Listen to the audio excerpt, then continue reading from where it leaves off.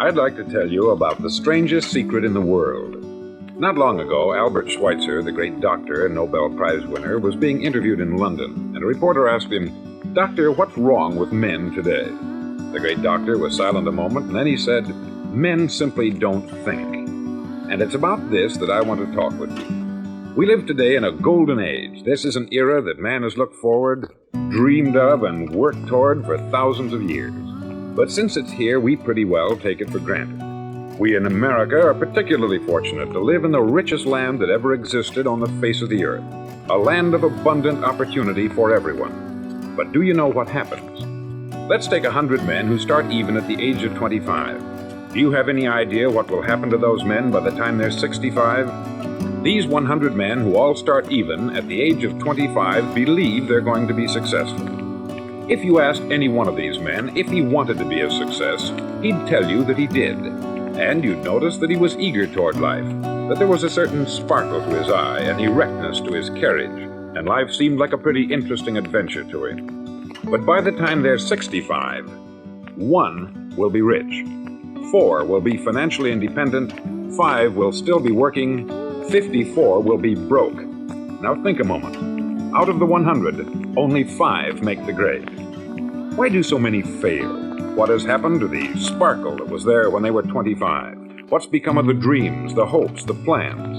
And why is there such a large disparity between what these men intended to do and what they actually accomplished? When we say about 5% achieve success, we have to define success. And here's the definition. Success is the progressive realization of a worthy ideal. If a man is working toward a predetermined goal and knows where he's going, that man is a success. If he's not doing that, he's a failure. Success is the progressive realization of a worthy ideal. Rollo May, the distinguished psychiatrist, wrote a wonderful book called Man's Search for Himself. And in this book he says, the opposite of courage in our society is not cowardice, it is conformity. And there you have the trouble today. It's conformity. People acting like everyone else, without knowing why, without knowing where they're going. Now think of it. In America right now, there are over 14 million people 65 years of age and over. And about 13 million of these 14 million are broke. They're dependent on someone else for life's necessities. Now we learn to read by the time we're 7. We learn to make a living by the time we're 25. Usually by that time, we're not only making a living, we're supporting a family. And yet, by the time we're 65, we haven't learned how to become financially independent in the richest land that has ever been known. Why? We conform. And the trouble is that we're acting like the wrong percentage group, the 95% who don't succeed. Now, why do these people conform? Well, they don't know, really. These people believe that their lives are shaped by circumstances, by things that happen to them, by exterior forces. They're outer-directed people. A survey was made one time that covered a lot of men, working men, and these men were asked this question. Why do you work? Why do you get up in the morning? 19 out of 20 had no idea. If you ask them, they'll say, everyone goes to work in the morning. And that's the reason they do it, because everyone else is doing it. Now let's get back to our definition of success. Who succeeds? The only man who succeeds is the man who is progressively realizing a worthy ideal. He's the man who says, I'm going to become this, and then begins to work toward that goal. I'll tell you who the successful people are. A success is the school teacher who's teaching school because that's what she wanted to do. The success is the woman who's a wife and mother because she wanted to become a wife and mother and is doing a good job of it. The success is the man who runs the corner gas station because that's what he wanted to do. The success is the successful salesman who wants to become a top-notch salesman and grow and build with his organization. A success is anyone who is doing deliberately a predetermined job because that's what he decided to do deliberately. But only 1 out of 20 does that. That's why today there isn't really any competition unless we make it for ourselves. Instead of competing, all we have to do is create. Now, for 20 years, I looked for the key which would determine what would happen to a human being. Was there a key I wanted to know which would make the future a promise that we could foretell to a large extent? Was there a key that would guarantee a person's becoming successful if he only knew about it and knew how to use it? Well, there is such a key, and I found it. Have you ever wondered why so many men work so hard and honestly without ever achieving anything in particular, and others don't seem to work hard and yet seem to get everything? They have the magic touch. You've heard them say that about someone. Everything he touches turns to gold. And have you ever noticed that a man who becomes successful tends to continue to become successful? And on the other hand, have you noticed how a man who is a failure tends to continue to fail? It's because of goals. Some of us have them, some don't. People with goals succeed because they know where they're going. Now think of a ship leaving a harbor, and think of it with the complete voyage mapped out and planned. The captain and crew know exactly where it's going and how long it will take. It has a definite goal.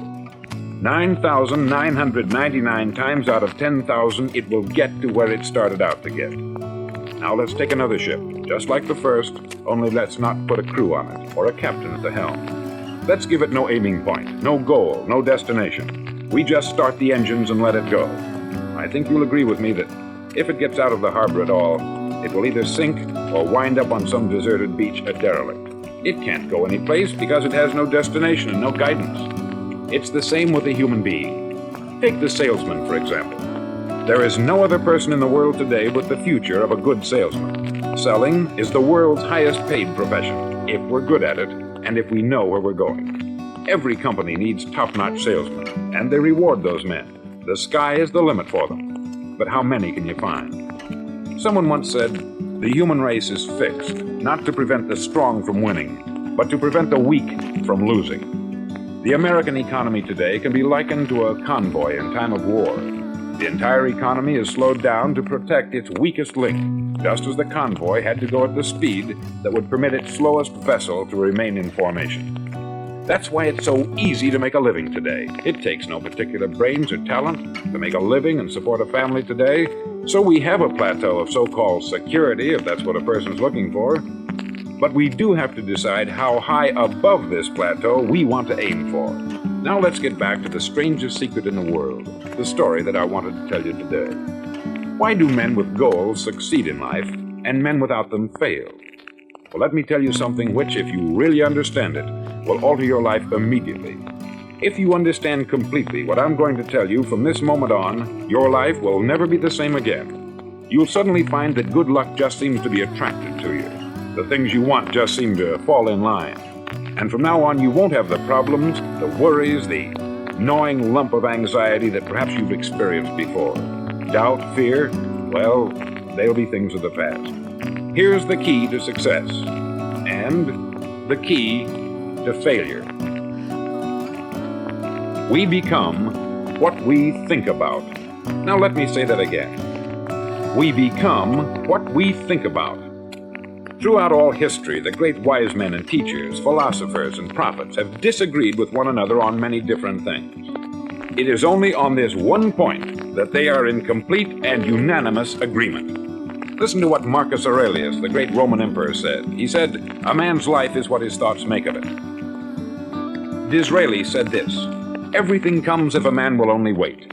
I have brought myself by long meditation to the conviction that a human being with a settled purpose must accomplish it, and that nothing can resist a will that will stake even existence for its fulfillment." Ralph Waldo Emerson said this, "A man is what he thinks about all day long."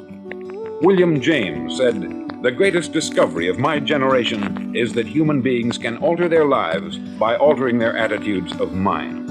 And he also said, "We need only in cold blood act as if the thing in question were real, and it will become infallibly real by growing into such a connection with our life that it will become real. It will become so knit with habit and emotion that our interest in it will be those which characterize belief." He also said this, "If you only care enough for a result, you will almost certainly attain it. If you wish to be rich, you will be rich. If you wish to be learned, you will be learned. If you wish to be good, you will be good. Only you must then really wish these things, and wish them exclusively, and not wish at the same time 100 other incompatible things just as strongly." In the Bible you read, in Mark 9:23, "If thou canst believe, all things are possible to him that believeth." Dr. Norman Vincent Peale said this, "This is one of the greatest laws in the universe. fervently do I wish I had discovered it as a very young man. It dawned upon me much later in life, and I've found it to be one of the greatest, if not my greatest discovery outside of my relationship to God. And the great law, briefly and simply stated, is that if you think in negative terms, you'll get negative results. If you think in positive terms, you will achieve positive results. That is the simple fact, which is at the basis of an astonishing law of prosperity and success. In 3 words, believe and succeed. William Shakespeare put it this way: our doubts are traitors and make us lose the good we oft might win by fearing to attempt. George Bernard Shaw said, people are always blaming their circumstances for what they are. I don't believe in circumstances. The people who get on in this world are the people who get up and look for the circumstances they want, and if they can't find them, make them. Well, it's pretty apparent, isn't it? And every person who discovered this for a while believed that he was the first one to work it out. We become what we think about. Now, it stands to reason that a person who's thinking about a concrete and worthwhile goal is going to reach it, because that's what he's thinking about. And we become what we think about.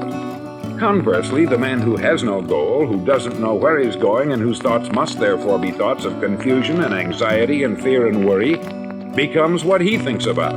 His life becomes one of frustration, fear, anxiety, and worry. And if he thinks about nothing, he becomes nothing. Now, how does it work? Why do we become what we think about? Well, I'll tell you how it works as far as we know. Now, to do this, I want to tell you about a situation that parallels the human mind. Suppose a farmer has some land, and it's good, fertile land. Now, the land gives the farmer a choice. He may plant in that land whatever he chooses. The land doesn't care. It's up to the farmer to make the decision. Now, remember, we're comparing the human mind with the land, because the mind, like the land, doesn't care what you plant in it. It will return what you plant, but it doesn't care what you plant. Now, let's say that the farmer has 2 seeds in his hand. One is a seed of corn, the other is nightshade, a deadly poison. He digs 2 little holes in the earth and he plants both seeds, one corn, the other nightshade. He covers up the holes, waters, and takes care of the land, and what will happen? Invariably, the land will return what is planted. As it's written in the Bible, as ye sow, so shall ye reap. Remember, the land doesn't care. It will return poison in just as wonderful abundance as it will corn. So up come the 2 plants, one corn, one poison. Now, the human mind is far more fertile, far more incredible and mysterious than the land, but it works the same way. It doesn't care what we plant. Success, failure. A concrete worthwhile goal, or confusion, misunderstanding, fear, anxiety, and so on. But what we plant, it will return to us. You see, the human mind is the last great unexplored continent on the earth. It contains riches beyond our wildest dreams. It will return anything we want to plant. Now, you might say, well, if that's true, why don't people use their minds more? Well, I think they've figured out an answer to that, too. Our mind comes as standard equipment at birth. It's free, and things that are given to us for nothing, we place little value on. Things that we pay money for, we value. The paradox is that exactly the reverse is true. Everything that's really worthwhile in life came to us free. Our mind, our soul, our body, our hopes, our dreams, our ambitions, our intelligence, our love of family and children and friends. All these priceless possessions are free, but the things that cost us money are actually very cheap and can be replaced at any time. A good man can be completely wiped out and make another fortune. He can do that several times. Even if our home burns down, we can rebuild it, but the things we got for nothing, we can never replace. The human mind isn't used merely because we take it for granted. Familiarity breeds contempt.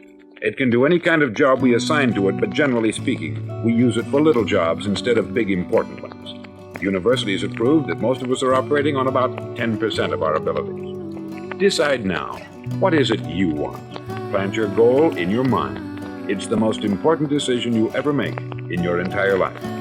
Do you want to be an outstanding salesman, a better worker at your particular job? Do you want to go places in your company, in your community? All you've got to do is plant that seed in your mind. Care for it. Work steadily toward your goal, and it will become a reality. It not only will, there's no way that it cannot. You see, that is a law like the laws of Sir Isaac Newton, the laws of gravity. If you get on top of a building and jump off, you'll always go down. You'll never go up. And it's the same with all the other laws of nature. They always work. They're inflexible. Think about your goal in a relaxed, positive way. Picture yourself in your mind's eye as having already achieved this goal. See yourself doing the things you will be doing when you've reached your goal. Ours has been called the phenobarbital age, the age of ulcers and nervous breakdowns. At a time when medical research has raised us to a new plateau of good health and longevity, far too many of us worry ourselves into an early grave trying to cope with things in our own little personal ways, without learning a few great laws that will take care of everything for us.